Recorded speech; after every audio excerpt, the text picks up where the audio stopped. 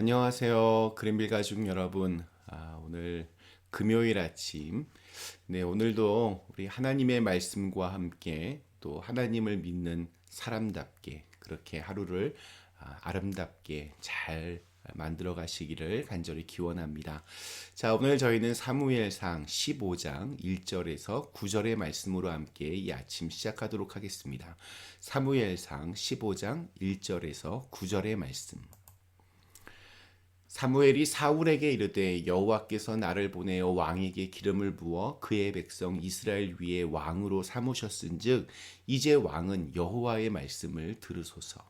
만군의 여호와께서 이같이 말씀하시기를 아멜렉이 이스라엘에게 행한 일 곧 애굽에서 나올 때에 길에서 대적한 일로 내가 그들을 벌하노니 지금 가서 아멜렉을 쳐서 그들의 모든 소유를 남기지 말고 진멸하되 남녀와 소아와 젖먹는 아이와 우양과 낙타와 나귀를 죽이라 하셨나이다 하니 사울이 백성을 소집하고 그들을 들라임에서 세어보니 보병이 20만 명이요 유다 사람이 10,000명이라.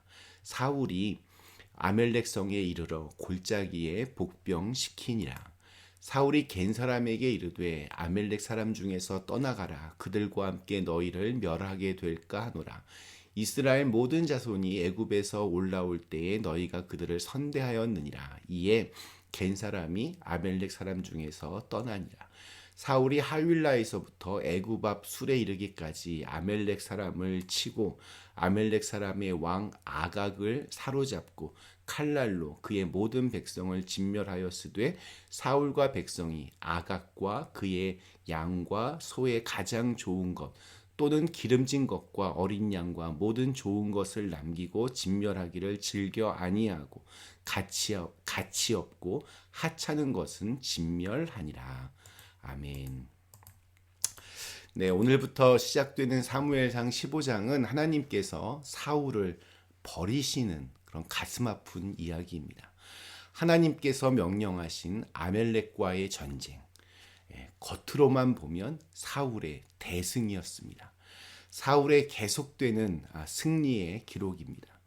그러나 하나님 보시기에는 완전한 실패였습니다. 사울은 이 사건을 계기로 완전히 잘못된 길로 가게 되었고 하나님은 그를 버리셨습니다.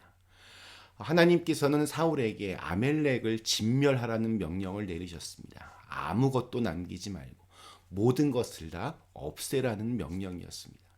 이러한 명령은 성경에서 거의 없는 그러한 명령입니다. 아주 가혹한 명령처럼 보이지만 이는 하나님의 어떤 구속사에서 꼭 필요한 일이기도 했습니다. 아멜렉은 우리식으로 말하면 산적과 같은 부류입니다. 그들은 유다 남부 광야 지역을 거점으로 유목 생활을 하면서 다른 민족이나 지나가는 행인들을 약탈하던 족속입니다. 역사적으로 이스라엘과 아멜렉은 늘 적대적인 관계였습니다. 단 한 번도 친하게 지낸 적이 없었습니다. 특별히 그들은 출애굽한 이스라엘을 가장 먼저 공격했던 집단이었습니다. 그들은 노약자들과 여자들로 구성되어 있는 이스라엘의 가장 취약한 후미를 아주 비열하게 공격했습니다. 신명기 25장 17절과 18절에는 이러한 기록이 있습니다. 너희는 애굽에서 나오는 길에 아멜렉이 네게 행한 일을 기억하라. 곧 그들이 너를 길에서 만나 네가 피곤할 때에 네 뒤에 떨어진 약한 자들을 쳤고 하나님을 두려워하지 아니하였느니라. 참으로 비겁하고 또 야비한 공격이었고 이때부터 이런 악연이 시작되었습니다. 에스더서를 보면 아멜렉 자손의 후손이었던 하만이 이스라엘 백성들을 모두 죽이려고 하는 그러한 일을 시도하기도 했습니다. 아무튼 시간이 이제 흘러서 이제 이스라엘은 광야를 방황하던 민족이 아니라 가나안 땅 대부분을 차지한 나라가 되었습니다. 과거 아멜렉이 행했던 잘못을 이제 응징할 때가 되었습니다. 하나님께서는 사무엘의 입을 통해서 이번 전쟁은 어떤 이익을 위한 전쟁이 아니라 하나님의 뜻을 이루어가는 전쟁이라는 것을 강조하셨고 그것을 사울이 감당하게 하셨습니다. 이 전쟁은 이스라엘을 보존하고 하나님의 구원을 이루기 위한 전쟁이기도 했고 또 어찌 보면 사울에게 주신 마지막 기회이기도 했습니다. 사울은 그러나 이 전쟁에서 하나님의 명령을 무시합니다. 전쟁에서 승리한 뒤에 하나님의 말씀에 따라 모든 것을 다 진멸하지 않고 아멜렉의 왕 아각을 살려두었고 또 그의 양과 소의 가장 좋은 것, 기름진 것과 어린 양, 그러니까 좋은 것들은 남겨두었습니다. 자기가 그것을 가지려고 했기 때문입니다.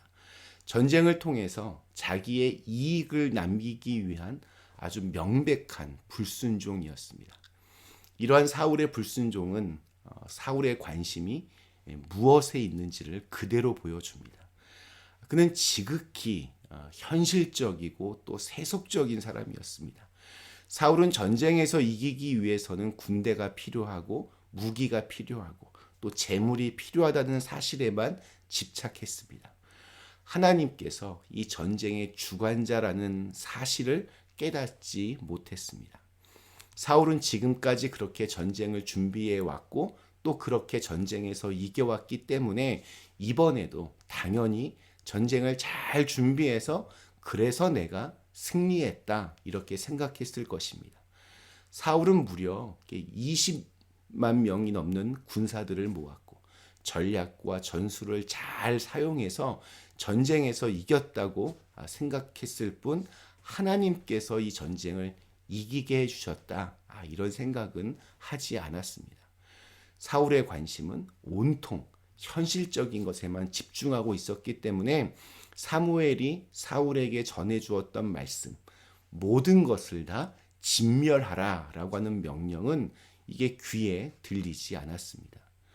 지금까지 했던 것처럼 전쟁을 통해서 이익을 남기고 또 부를 축적하여서 다음 전쟁을 준비하는 것에만 집중한 것입니다. 자기가 하는 일에 참된 의미를 깨닫지 못했고 그 일 가운데 주님이 말씀하신 명령에 순종하지 않았던 것입니다.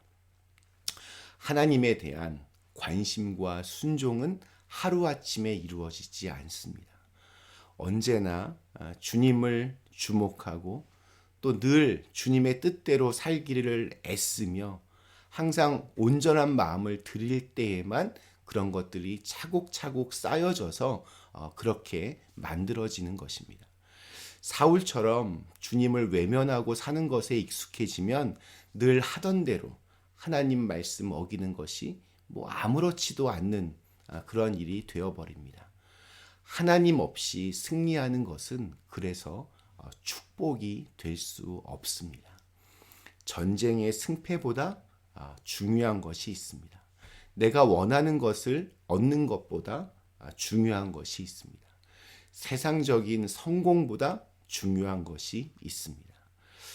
오늘 우리에게 주신 하루, 우리의 삶의 자리에서 겸손히 하나님의 뜻을 구하고 또 그 말씀 앞에 순종하며 하나님의 다스리심 안에 거하는 그러한 날이 되시기를 간절히 기원합니다.